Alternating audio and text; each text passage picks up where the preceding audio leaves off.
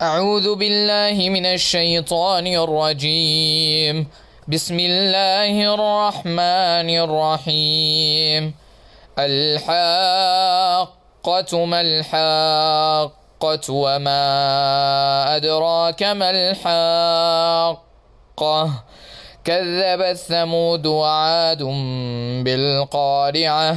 فأما ثمود فأهلكوا بالطاغية، وأما عاد فأهلكوا بريح صرصر عاتية سخرها عليهم 7 ليال و8 أيام حسوما، فترى القوم فيها صرعى كأنهم أعجاز نخل خاوية، فهل ترى لهم من باقية.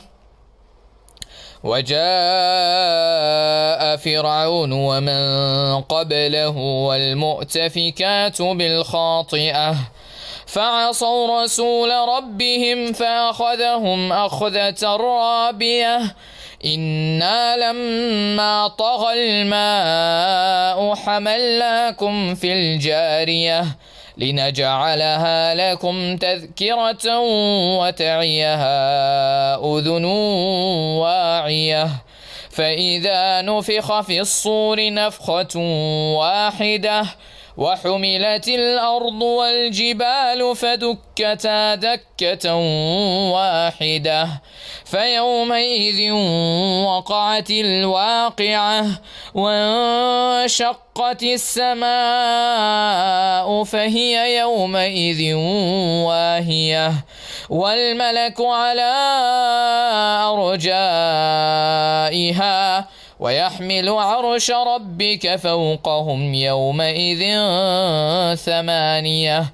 يومئذ تعرضون لا تخفى منكم خافية.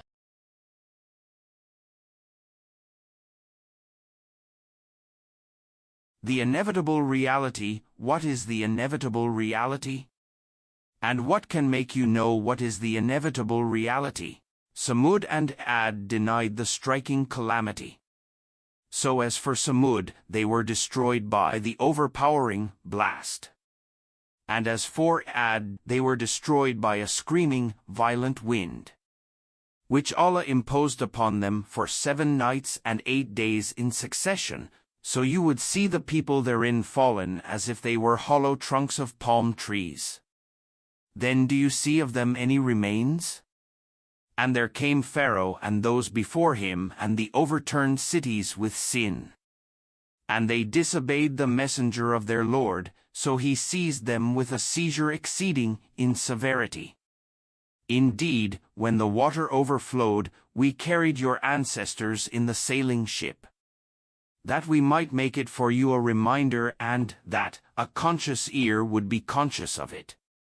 Then when the horn is blown with one blast, and the earth and the mountains are lifted and leveled with one blow, then on that day the resurrection will occur, and the heaven will split open, for that day it is infirm, and the angels are at its edges. And there will bear the throne of your Lord above them, that day, 8 of them. That day you will be exhibited for judgment, not hidden among you is anything concealed.